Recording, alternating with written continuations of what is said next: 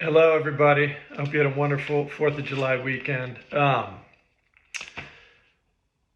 Yeah, and I hope you're all doing well. So, there's two main assignments that we're going to focus on this week. One is writing an essay using the lens of psychological literary criticism, and the other is about just exploring different types of claims, right? So, let's start by looking at the psychological criticism, right? And we're going to take a non-direct path to get there because I'd like to explore some of the critical approaches to literature before we just dig in. So some of the stuff that we're not going to use this semester. Right, we wrote through a feminist critical lens. We wrote through a sociological critical lens. Um, but there's more. There's so many of them, including the psychological approach. So let's just spend a little bit of time talking about the ones that we won't be using to write essays. So just give you a quick overview of some, but not all of the common ones. So there is Marxist criticism. So Marxist literary criticism um, analyzes literature through a lens of class struggle and socioeconomic power dynamics. They focus on how the work reflects or challenges social and economic inequalities, as well as the ideological influences of the author's society. At first glance, it sounds kind of communist, right, or socialist, because you're thinking about Karl Marx.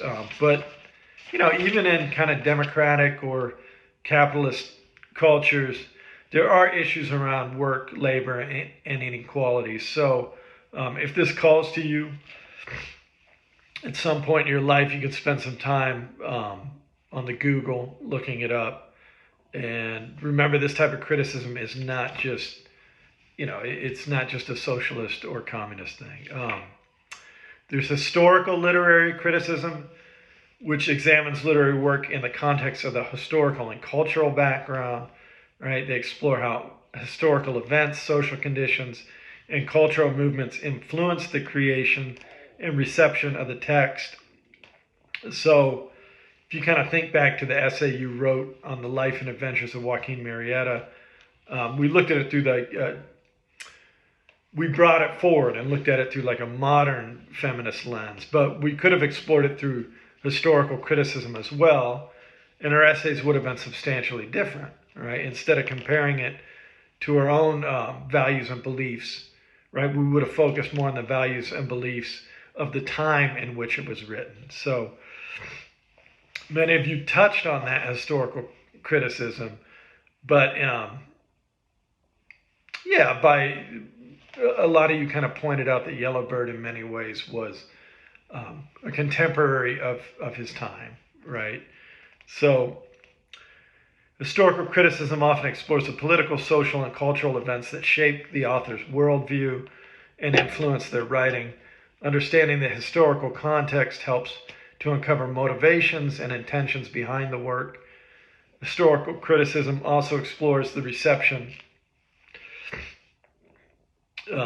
of literary works over time, right? How are they received when they were first done? How do they kind of received as time goes by? Right? And that's not all the same, right? Things change over the years.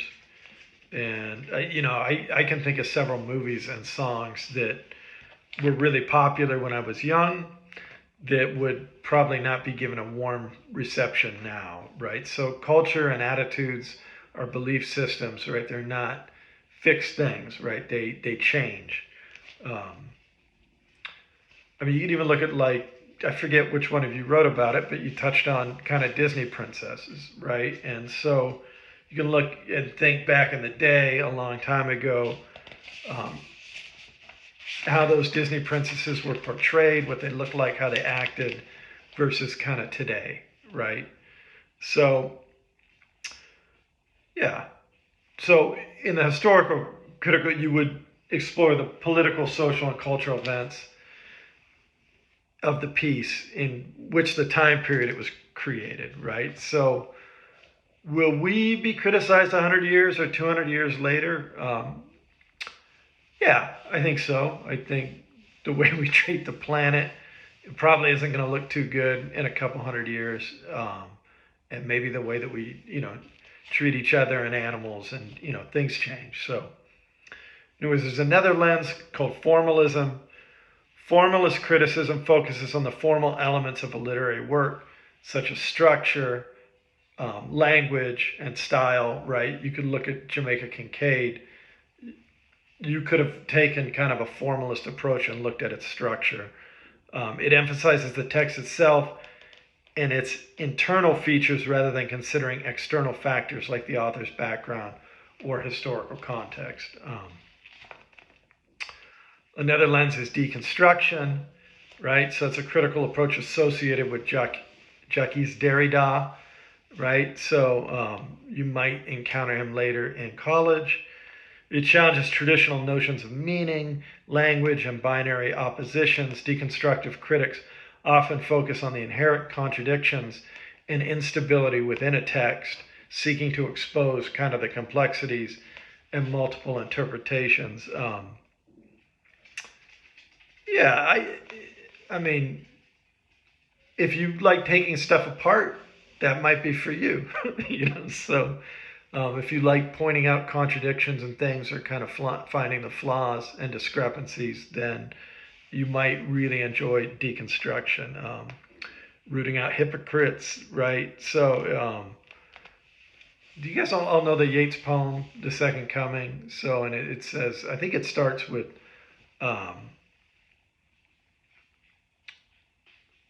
Well, it starts with like turning and turning and winding gyre, but then it gets to a point where it says, the falcon cannot hear the falconer. The things fall apart. The center cannot hold. Something like that. So again, that's kind of in the vein of deconstruction, right? The center can't hold. Things fall apart, right? So, and it can be fun. Sometimes it's fun to just take things apart. And examine the pieces. So another one that we could look at, queer theory, right? So queer critical literature theory examines literature through the lens of sexuality and gender identity. It challenges and deconstructs normative notions of heterosexuality and binary gender categories, right? So for me, that could be really interesting or exciting to kind of push against the binary status quo, right? So I don't really like the idea of kind of binary belief. I believe that there's way more facets to human beings than just kind of A or B, right? I believe that most people are more than just kind of a one or a two, or, So I love when they feel free enough to express themselves and feel safe.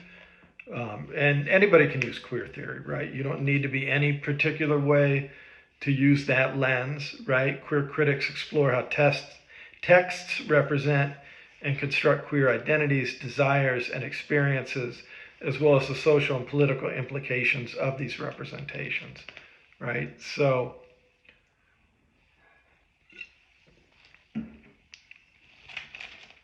please know that beyond the ones that I just kind of gave you a quick overview of, there are many, many more literary criticisms, right?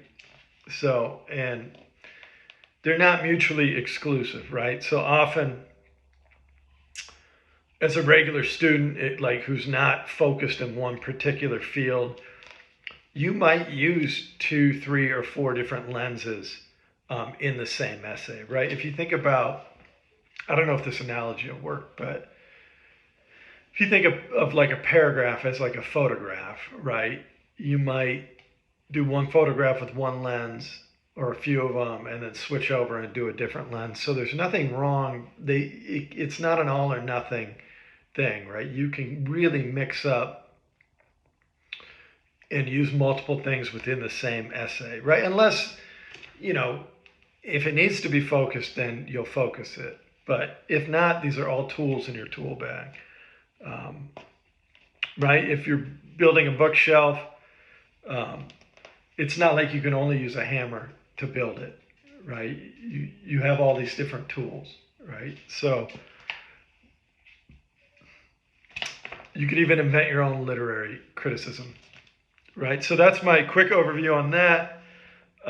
So let's dig into the type of literary criticism that we're actually going to be working with this week. And that is psychology, right? Or known as psychological literary criticism. By the way, and this has always bothered me on a personal level, criticism, the word criticism in the context of literary analysis does not necessarily imply a negative or judgmental connotation, right? So instead, it refers to maybe what you would call like an academic or analytic examination of a literary work. So it's always bugged me that it's called criticism, but it's not meant in the way that we think it would be, right? It's more of like I said, an academic or analytical examination of a literary work. So it's a dumb name. It trips me up. So our focus this week, psychological literary criticism. What is that? What even is that? So it's kind of like it sounds, right? Psychological literary criticism is yet another lens to look at literature through. It seeks analysis that explores the psychological dimensions of a literary work, right? So it leans on psychology to analyze things like characters, motivations, desire, conscious desire, unconscious desire, elements within the text, right? So, anything that's like kind of psychological. So anything that is in relation to the brain, right? And actions that come from our brains, right? So in that instance, right, you think of people like Freud, you think of people like Carl Jung, Karen Horney. Not everybody gets cool names, last names. So even if you don't know much about any of them, I can believe you can imagine how they might approach analyzing a piece of literature, right? So psychological literary analysis examine the psychological, right, all the brain stuff, thoughts, emotions, and behaviors that are driven by thoughts and emotions, right? So in literature, you would be focusing on the characters and their motivations, right? So it's not all it would be, but that's often a big chunk of it, right? Would be you're going to focus on the characters and their motivations. I forgot I put this in here. So I want to do like a quick exercise. So grab a pen and paper or something to write with that you can kind of write really quickly. And if you need time to find it, then just pause the video now and then start it when you're ready.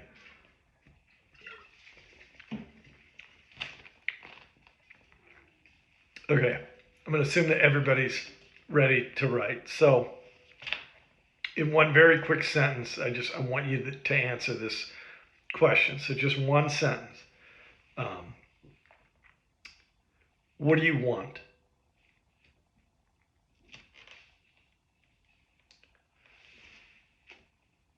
Okay, so everybody, you just wrote down, what do you want, right? And you answered that, right? And so I'll give you the second question, right? Again, it's just one sentence. What do you really want?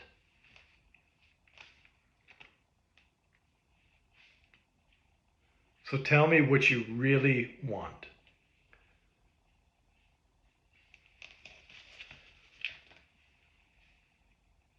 And then everybody has that. So the third question, again, just one sentence, quick. Think about it. What do you really, really want? What do you really, really want?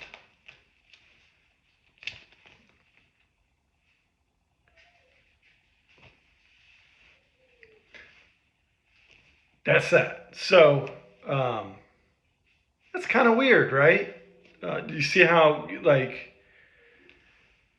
maybe it's different over video. Usually we do this kind of in person in the classroom. But I'm sure for some of you, it, it, it worked, right? So do you see how your own kind of wants change as the question gets repeated and it kind of gets deeper to the core, right? So, and a lot of times when you get down to that third time, instead of, it kind of becomes more basic stuff, right? The things like love, respect, acceptance, being able to, so, and like I said, this isn't the greatest setting, so don't worry if your answer didn't change or it kind of seemed like whatever. Um, but that's a way to dig down, right? So when you're writing, let's say you're struggling to find a thesis or a purpose for a paper, you can internalize that question and just ask yourself, like, what is the paper really about? And you can even write it down. Like, what is the paper about? What is the paper really about? No, what is it really about? And a lot of times you can center yourself that way. It's a writing trick. Um, so the first time I ask, right, it's often it's like whatever, you just kind of feel it in your head, right? It just kind of processes in your brain and you just kind of spit it out, right? Like, I want a job, or I want money, or whatever it is, right? The second and third time, a lot of times the feeling becomes kind of a little more like invasive, right, of personal space. So it moves kind of from here down into like the chest area. You kind of feel it more in that area. So it feels more personal, right? It's an old acting trick.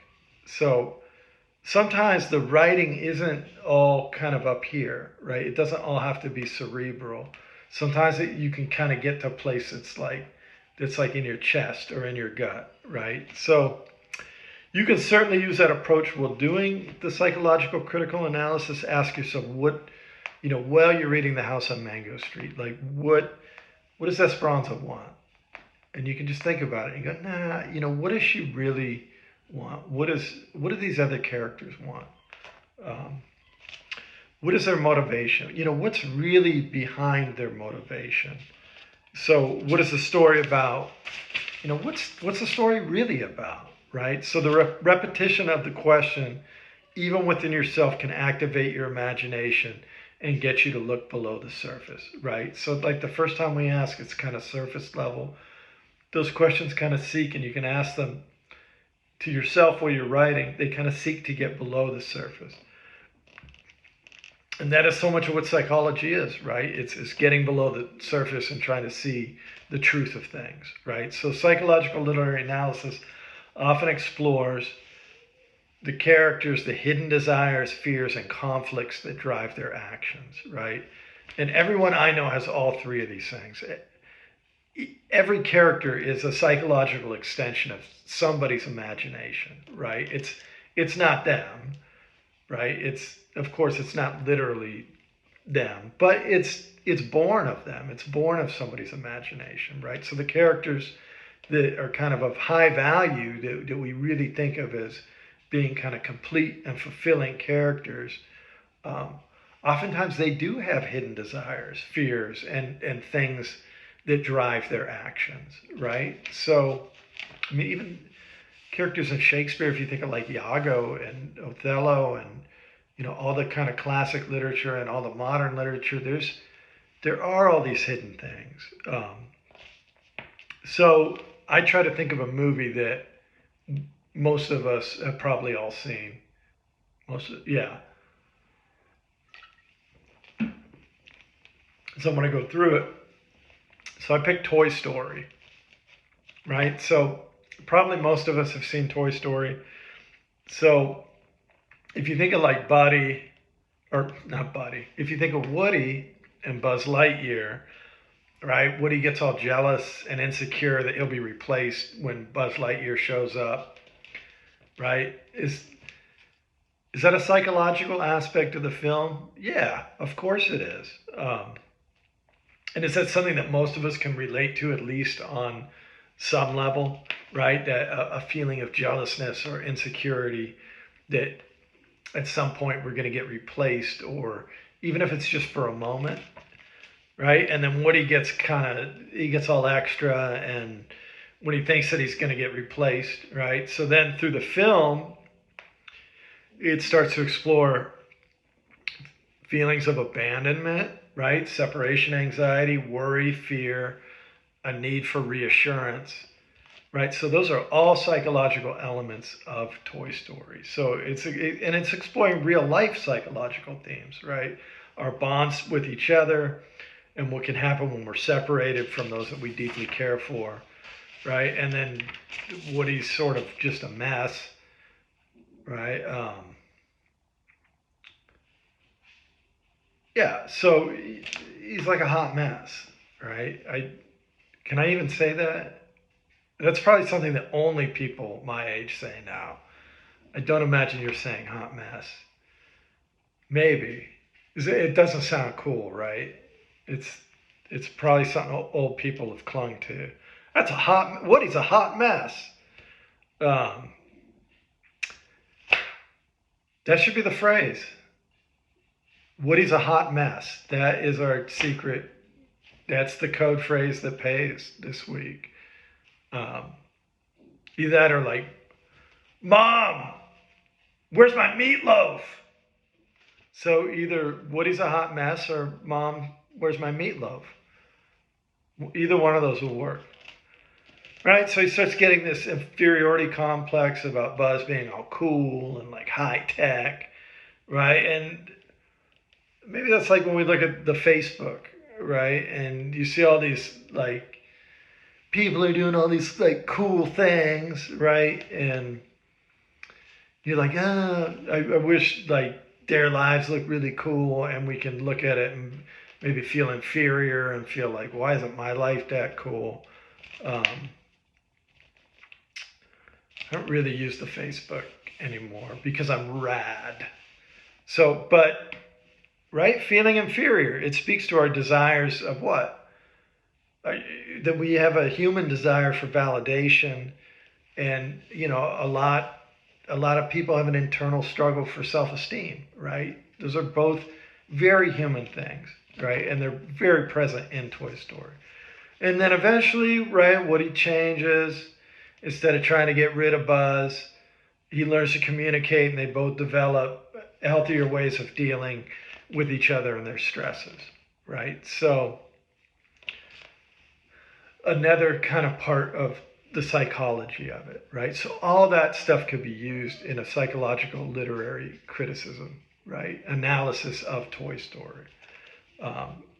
And then you would want to back that up with you would want to find some evidence, right, within the movie, quotes and stuff, and then find some surrounding evidence. You could look at like Eric Erickson's, 8 stages of development, right? And for all the other toys, there's a cycle. Yeah, for every toy in there is another theme where there's this like kind of psychological exploration of life, right, of existence. Kind of becomes this like existential thing, right? And that's the root of existential, right? What is a toy's purpose when they're outgrown, right? It's like us, right? The psychological drive to find meaning and purpose in life, right? So when you're doing the essay, I don't want you to stay within the psychological confines of the text, right? So you know me.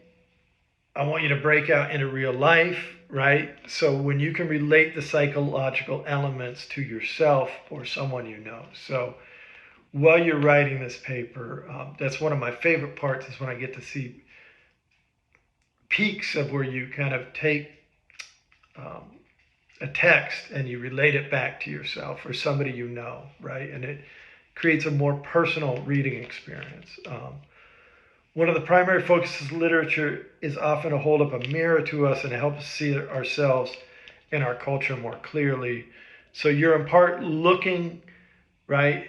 You're looking to gain insights into being human, right? So you're going to read The House on Mango Street, and through the characters, part of what you're going to do is you're going to look to gain insight just into the human condition of being human. So for us, we're going to be working with a modified, no, we're not.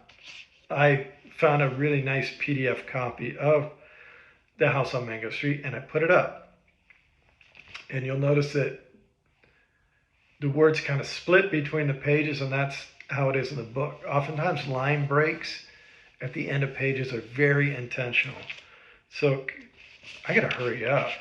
I got ground to cover. I feel like I'm dilly-dallying. Okay.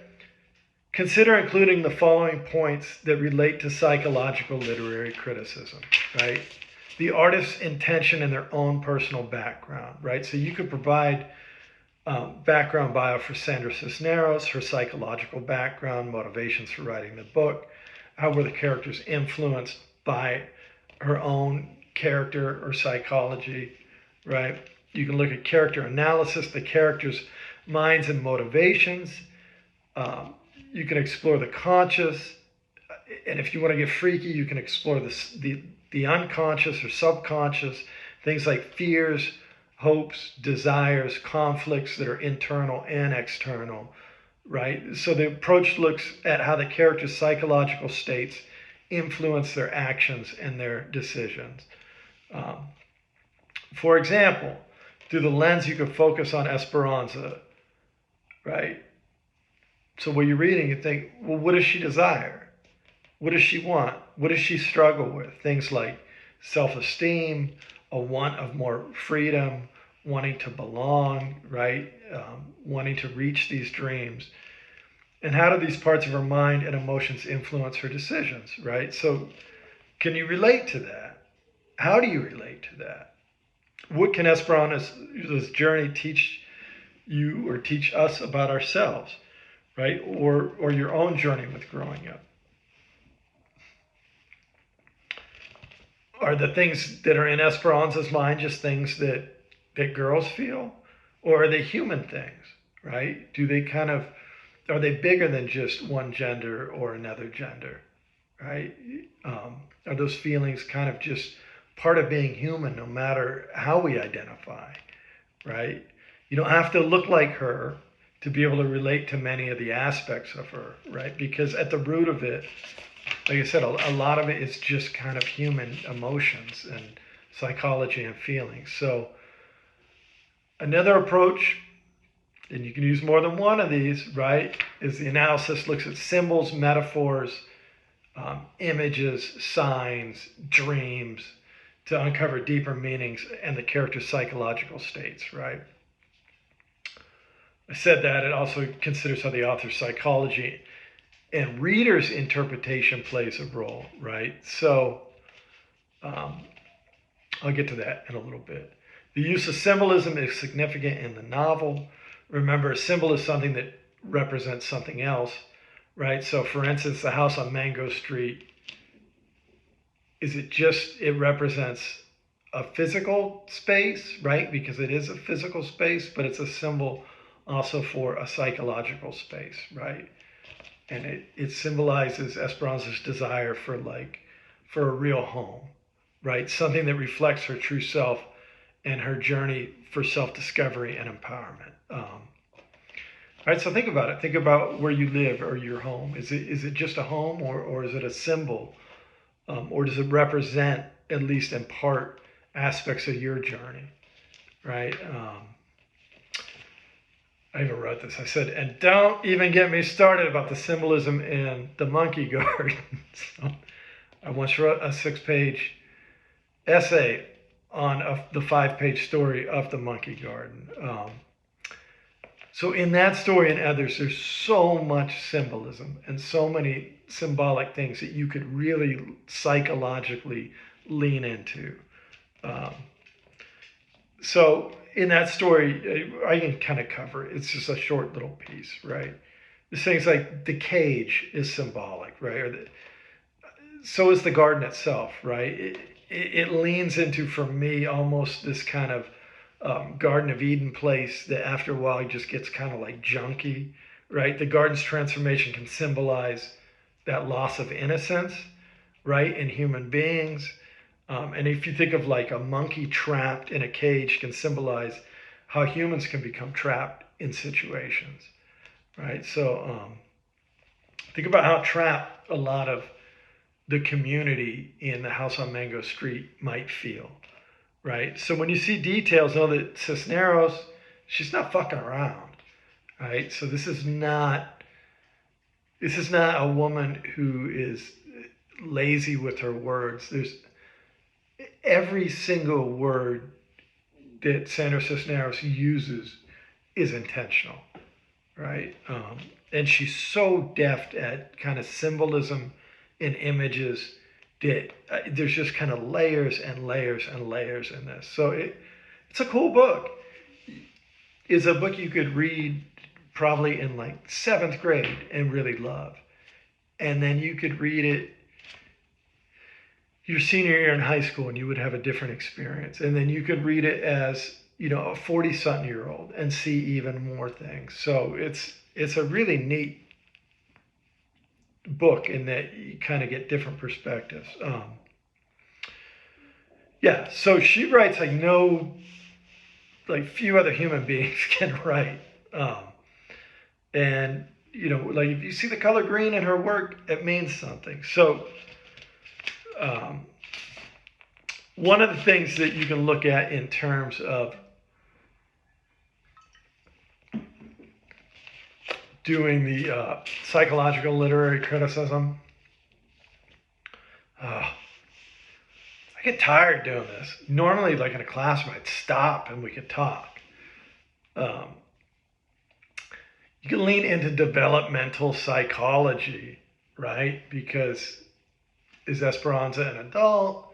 She's still kind of developing, right? It's right. Developmental psychology. This approach considers how characters' psychological development and experience throughout their lives shapes their personalities and actions, right? Explores themes of identity formation, childhood trauma, and the impact of social and cultural factors on psychological well-being.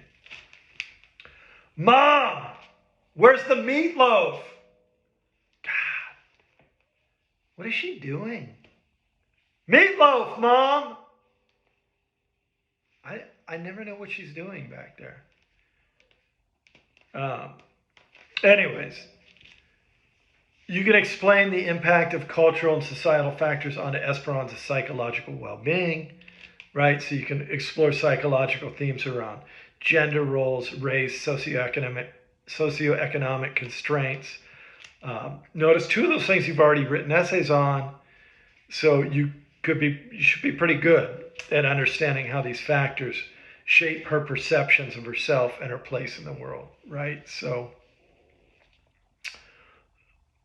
yeah. And what can you relate to on that? So look for common ground with her and or other characters. I want you to mainly focus on Esperanza, unless you have a really compelling reason to kind of do so. I mean, you spend some time on some of the other kind of more major characters, but I don't need to hear about people who just blip in the book and show up like once or twice, unless you think it's really important. So look for common ground with her and other characters. Like, yeah, I mean, even me as a guy, I come from a working class background, and there's certainly things that I can relate to in that sense, right? There's parts of that book that I can deeply relate to. Is it the same? No, right? But from my point of view, I understand working class struggles, right? And working class communities.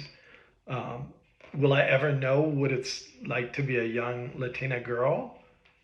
No, I will not. But I don't even know what it's like to be another human being, right? So I wouldn't even know what another guy my age would. I don't even know what it's like to be them. I don't know what it's like to be anybody but myself. And as Mark Twain said, be yourself, everybody else is already taken. That's an awesome quote that I love. Be yourself, everybody's already taken. Everybody else is already taken, I think. right? The thing is, we can often relate on certain levels, right? When we relate, we do not, we do, right? When we relate, we want to be conscientious and understanding, right? I'd sound like some kind of asshole if I start telling you what it's like to be a young Latina girl, right? It would just, it'd be weird. Um, but as a human, right, when she explores particular gender roles, right, I can understand how I feel about those from my point of view, right? So that brings me to the notion that psychological literary criticism has room for reader centered criticism. And again, when we say criticism, we don't mean criticism. Why do they name it that? I don't know. I'm getting, what's in this fruit punch? So it recognizes that a reader's individual background, beliefs, and personal experience influence their understanding and responses to the work. So from the psychological literary criticism, right, it values the reader's unique perspective. Now, don't get crazy with the cheese whiz and start saying stuff. If you go off grid, right, collect evidence to back yourself up, right? So, yeah, you can have your own interpretation, but try to find evidence to back it up. Good readers often good writers often force readers into particular interpretations. So remember, your unique perspective as a reader is valuable. Your background, beliefs, and personal experiences influence your understanding and response to the work, right? I'm not going to read the book and respond the exact same way as anyone else in the class. Don't hesitate to relate the psychological elements to yourself or someone you know, as long as you support your interpretations with evidence. I already said this. Literature often holds a mirror to us, helping us to gain insights into being human. So while analyzing the psychological dimensions of a novel, you're looking to gain insights into yourself and the world around you. In your citations, make sure to include working links to your sources. Right, so you'll be looking stuff up online. Leave me working sources so that I can actually go through and access them.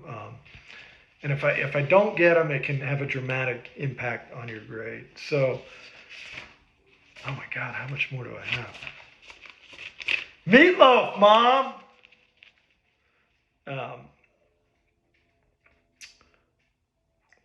There's a section in this week's module that has some. Why did I write metaphoric? Oh, why did I write metaphoric? There's a section of this week's module that has some, whatever, I listed a bunch of different psychological theories, right? So it's a bunch of videos. Some of them are good, some of them are and it's going to depend on who you are. If you don't like one after a minute or so, just stop watching. I'm just trying to point you in the right direction. I'm not trying to require you to watch the entire videos that bore you, right? And remember, theories are just theories. Sometimes they end up being true, sometimes they end up being completely off.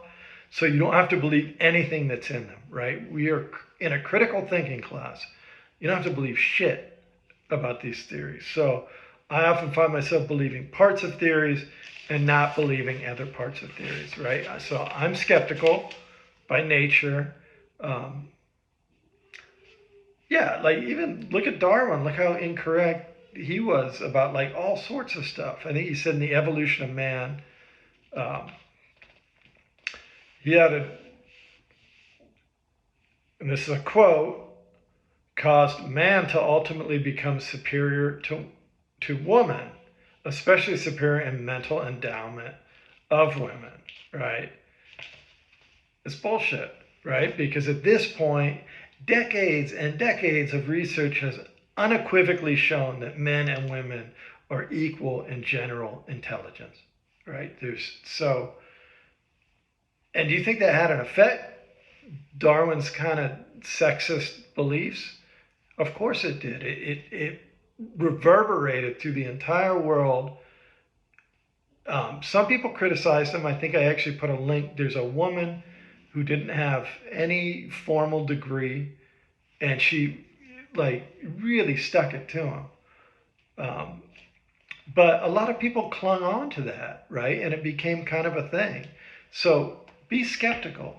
You don't have to believe any theory, right? If it makes sense to you and it seems logical, you're free to believe it, but you don't have to. Um, so, so that's that. So again, um, the primary goal, right, of the assignment is to write an essay that explores the house on Mango Street from the psychological lens, right? And you want to push that into a personal space. You'll want to see the prompt and the directions in the module. I don't expect you to be perfect on this. This is, yeah, we're in a critical thinking class, but you're not gonna. This isn't your field necessarily. So just write with heart, and try to do a good job, but you don't have to be perfect. I know that a lot of these essays are hard in a 6-week situation, especially. So the other thing this week is that we're going to explore claims, right? So there's a handout on claims, and I am going to read through it, and I think I'm getting close to being done. And I'm sweating in this wig. And my mom still has not brought my meatloaf. Mom, meatloaf! In our critical thinking literature class, it's probably a good idea to get an understanding of the importance of claims as they relate to our class. A claim, dun, dun, dun, dun, in the context of literary analysis, is a statement or an assertion that expresses a judgment or opinion, which is known as a proposition, that is arguable. So a claim in these terms, it needs to be something that's arguable. And you're going to be writing a claim.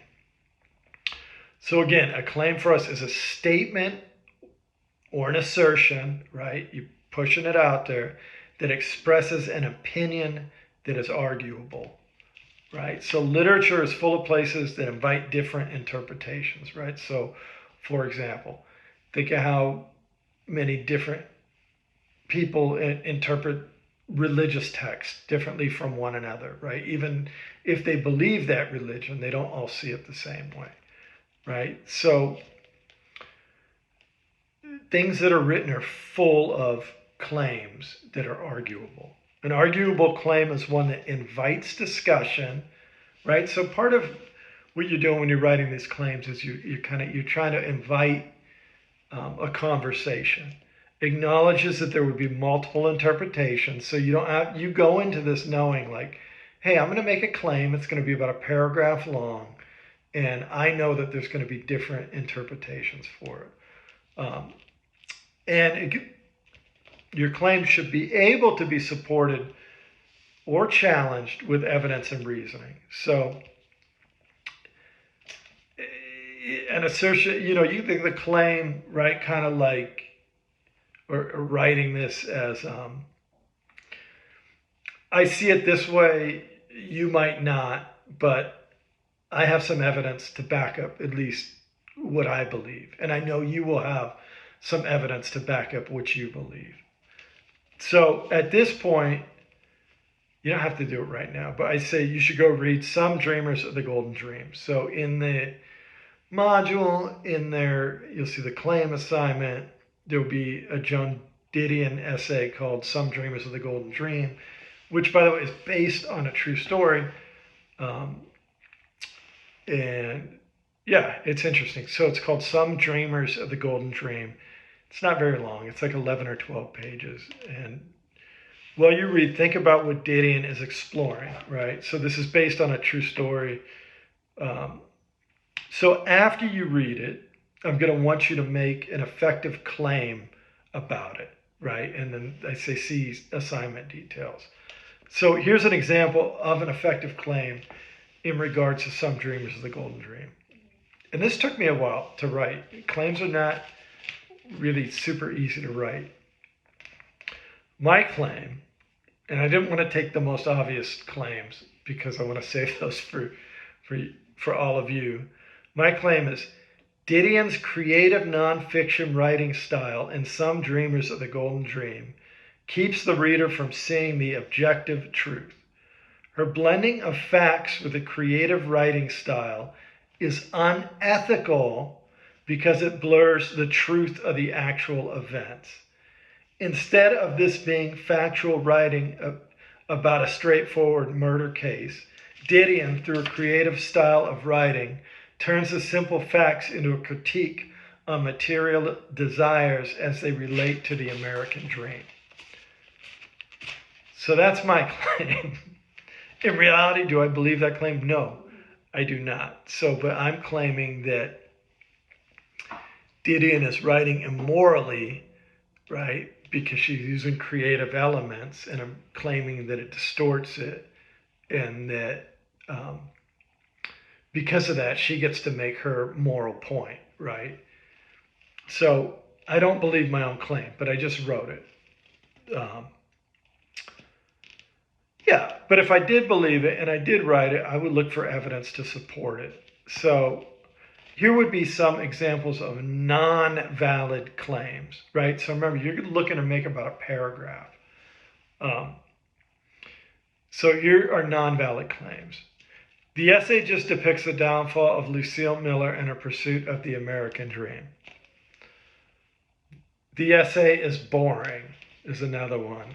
And then I put, the characters are interesting, right? So, yeah, they're debatable. I mean, you could have a counterpoint, but in academic writing, those claims, they lack depth, right? Specificity, and fail to stimulate thoughtful analysis. So again, my example is it's in the handout. I think everything on claims is written for you to read. The nature of an arguable claim.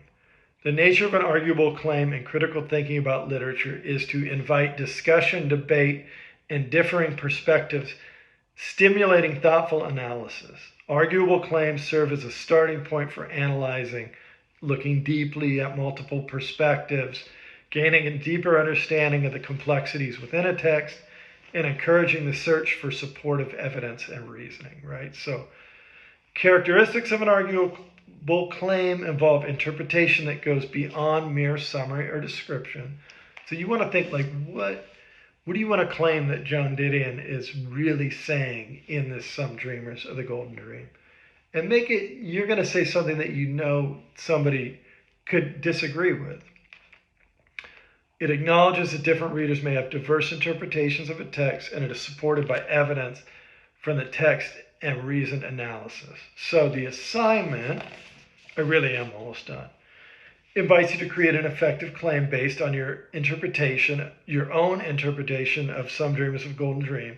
The claim should be a minimum of one paragraph and capture the essence of an effective claim, right? So I put link below is a more thorough overview of what a claim is and how it relates to the essay. I do provide examples, so it's everything that I just read. In addition to your claim, please provide an informal exploration in your own casual words of what drew you to make the claim that you made. Like, yeah, why were you interested in making that claim, right? What was your reason for going in that direction? How do you think your claim is debatable? What kind of evidence would you be looking to include in it? So you can write about stuff like that. So the total thing, the claim plus your kind of analysis below, just minimum one page, right? So claim, develop, there's the instructions for the assignment. I don't need to read that. Remember, this assignment is an opportunity to explore your own ideas and interpretations. Focuses on crafting an effective claim and providing a casual discussion of the supporting elements rather than providing a detailed essay. So in a lot of ways, with the two parts of this assignment, you can think of it like a mullet, right? It's like business in the front, party in the back, right? So your claim will be like serious, and then you can kind of have fun and be casual. about your experience with it. And then, dude, where did I put that? So somewhere, I think on the bottom of that, if you were to open up that handout on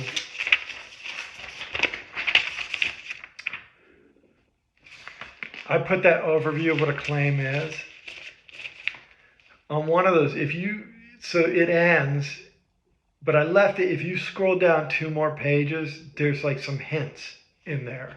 So if you feel that you're kind of like a little lost or confused, don't use them unless you feel like they would really help you. Try and figure it out.